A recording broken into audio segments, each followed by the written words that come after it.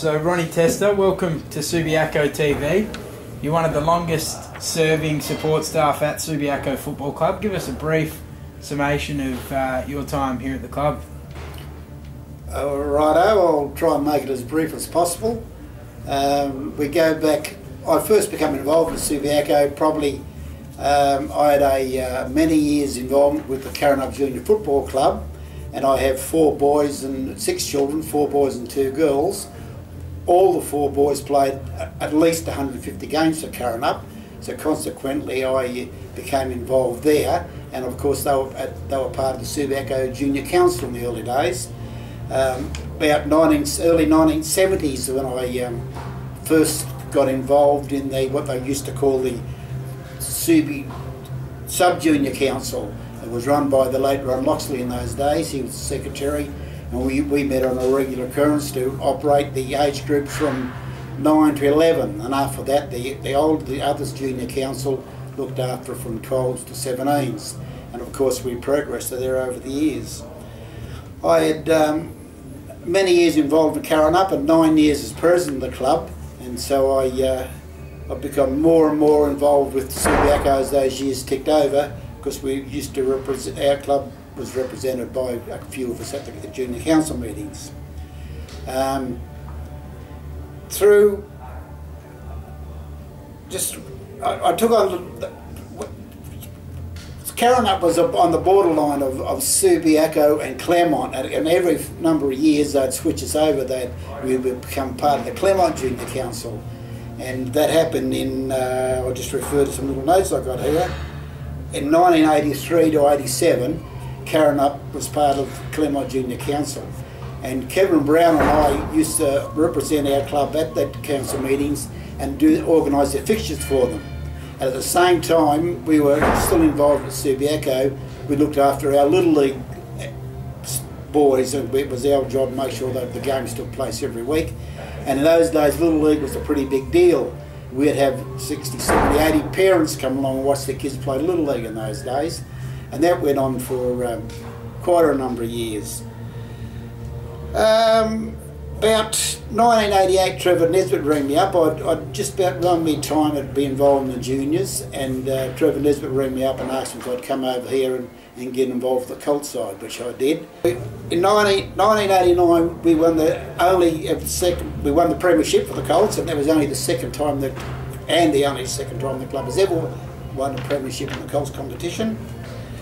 I had a year when the new Subiaco district, when we all split up and we all went different ways, Subiaco Junior Council. I had 1 year as the secretary in 2004. In 1996 I was the state under-18s team manager. I'd done that for 9 years, and that was a very good involvement, which I greatly appreciated. Michael Broadridge was the first coach I had involved with in there. And we also won the Brisbane Carnival. That was only the second time the state has ever won the Carnival, and that was a great involvement.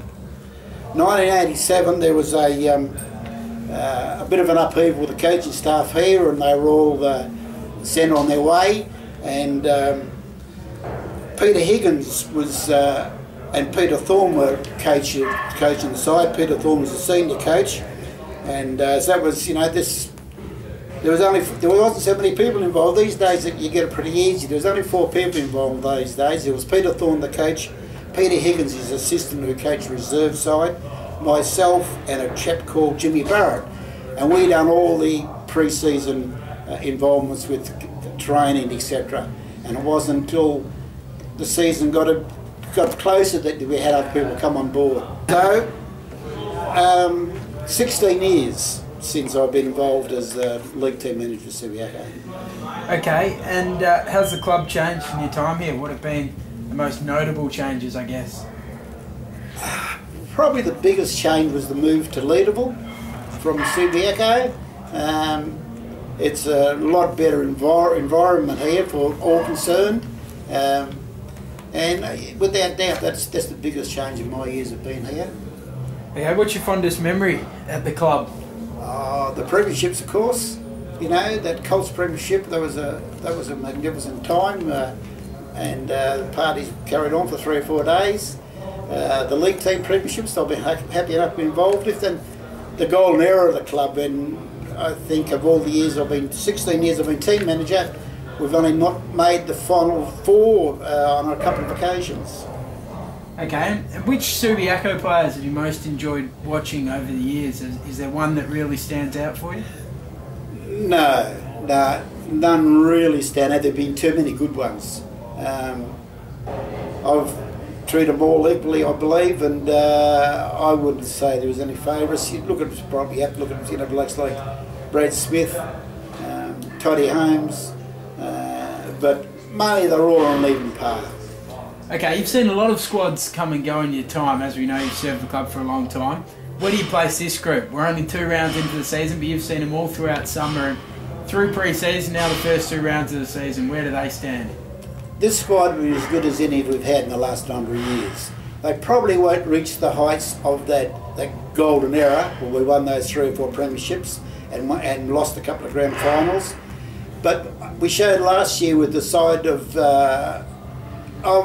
reasonably good players that we were good enough in this recent competition to be competitive in all the season, and consequently we played in the grand final. This year's group are improved a little bit on last year's group. We've picked up some pretty good players, and hopefully as the season ticks over and we've all improved with 2 victories so far, that will be there reasonable force in the competition. Okay, Ronnie, thanks for your time here on SUBI TV. Hopefully this group can prove you wrong and get back to the pinnacle in 2012. Thank you. Let's hope so.